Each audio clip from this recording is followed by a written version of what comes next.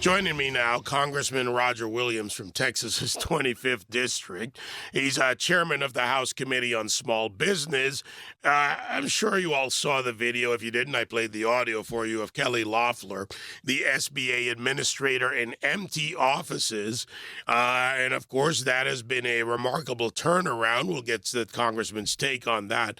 And also his take on the need to take DOGE actions against the Biden-era electioneering and COVID loan claims. Let's talk about this, Congressman, starting with SBA Administrator Kelly Loeffler.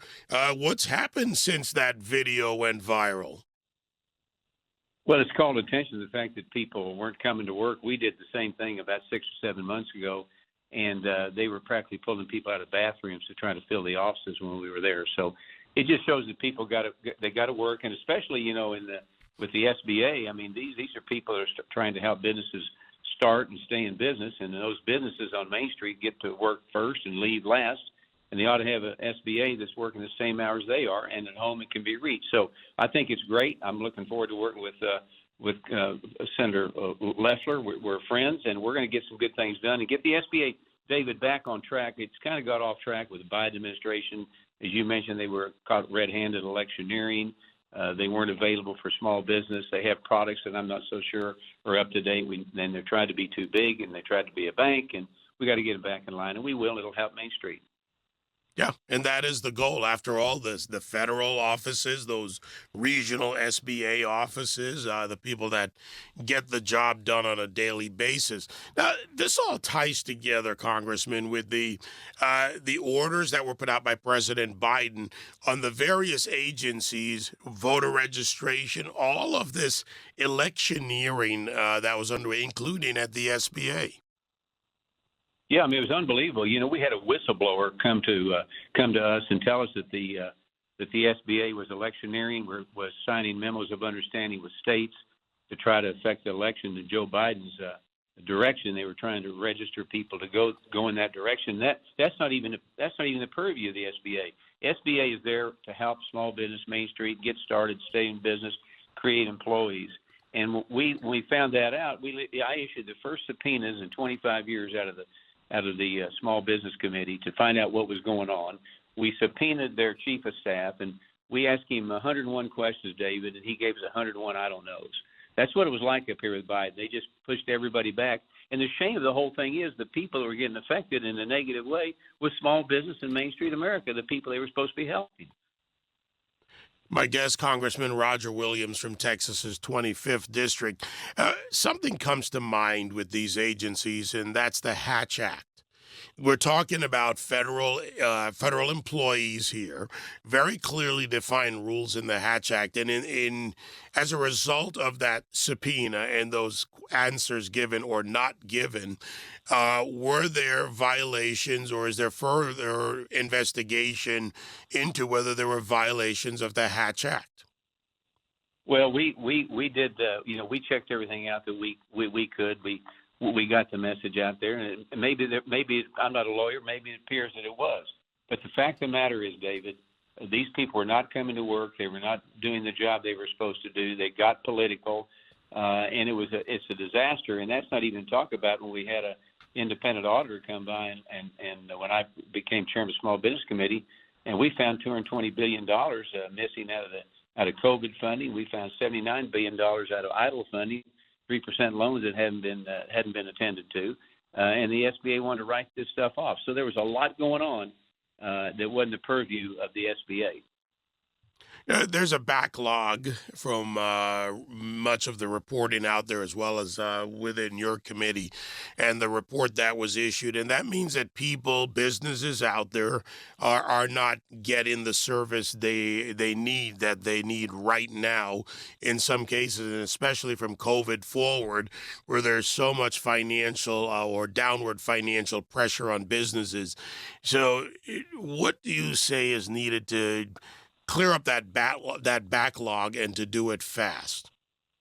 Well, we need people to go to work, and Senator Loeffler is going to require that, and she's going to get that backlog eased up, just like we will help her from our committee. But the fact of the matter is if the SBA will just be what they are and get back to very simple terms to help small business, regardless who's in the White House. Look, if you work for the SBA or you head the SBA up, you need to be for lower taxes. You need to be for less government. You need to be for all those issues that help small business. That's not political, although the Democrats try to make it that way. Cut regulations, cut taxes, have access to capital, and now you've got Main Street breathing again, because Main Street, David, as you know, is 99%. Small businesses are 99% of the businesses we have, and 75% of the workforce, 75% of the payroll is generated by Main Street America. We need to make it easier to do business and easier to stay in business. All right, let's go to the border. You're a congressman of a border state, although all states are border states. Texas certainly took the onslaught of much of the Biden-era policies, a remarkable turnaround since January 20th. Your assessment of the border now? Well, it's much better than it was on November 4th. And before I came up here, I was Secretary of State of Texas under Governor Perry, and one of my charges was to be involved in the border. So I've been going down there since 2005. And, of course, it got to the point where we had all these crossings. Now crossings have come down to practically a very nominal number. We got things going at the border. We're sending the message, if you want to come to America, you do it the right way, not the wrong way. The wall is going to get built again. But we have turned it around. And one of the things that's happened is that President Trump is now ruling by the idea of the stay in Mexico policy, which the Biden administration did not. Now we give court dates to these illegals when they're in Mexico rather than when they're in the United States and wait for them to come back, which they never do. And I've got a bill out there, David, that makes it a law, so we don't have to deal on a presidential order. But stay in Mexico policy, if you talk to Border Patrol, they will tell you just that alone will eliminate 70% of the crossings. So we got that going. And then from a Texas standpoint, I just filed a bill the other day that will get the $11.1 billion back from the government that Texas spent in place of where the federal government should have been spending, and get money back to Texans on what they did to secure the border, which was the federal government should have done. So we got a lot of things going on, but I think we get in control of the border again. People are beginning to understand, if you come to America, do it the right way. Sounds like a pretty good plan to me. There's a little event going on tomorrow. What is that thing again? The State of the Union. Yeah, Now, I know you've I've been heard there that. through a few State of the States in Texas. The State of the Union, and of course, Senator Alyssa Slotkin will give the Democrat response to the president's joint address to Congress. I don't expect that the Speaker, Mike Johnson, will tear up the address as printed, but your take on tomorrow and what you'd like to hear from the president.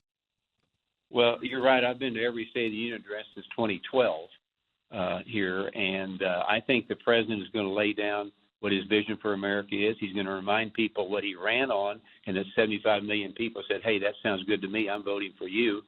I think it's going to be basically, where's America going? We're going in the golden age. He's going to talk about the border. He's going to talk about the economy. He's going to talk about energy. He's going to talk about giving America back to Americans. He's going to talk about being able to have a business, stay in business. I mean, he's going to talk about where we are in the world, and he's going to outline it really, really well. And I think the Democrats are going to have a hard time with it, because they're still for less government. They're not for law enforcement. They're for chaos. They're for higher taxes. They're for more regulations.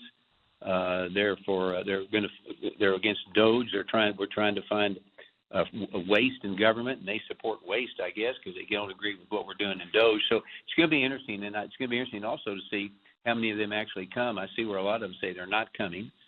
Which is a shame, because we all represent 1 million people. Even though maybe they might be a Democrat and won their election, they're still Republicans that want to be represented at the State of the Union address. So I'm sorry to hear that. But I think what we're going to hear is we're going to talk about America being great again. We're going to talk about America leading the way socially, economically, militarily, and spiritually in the world. And I'm not so sure, David, that we couldn't see this Zelensky back to sign this agreement. Maybe President Trump announced it at the State of the Union address. Well, we look forward to that. We'll, of course, be doing follow-up on Wednesday morning and give you a little bit of a preview tomorrow out there on the Patriot audience. Congressman, great to have you here. Thank you. Thank you, David. Always good to be with you. Congressman Roger Williams from Texas's 25th District, chairman of the House Committee on Small Business.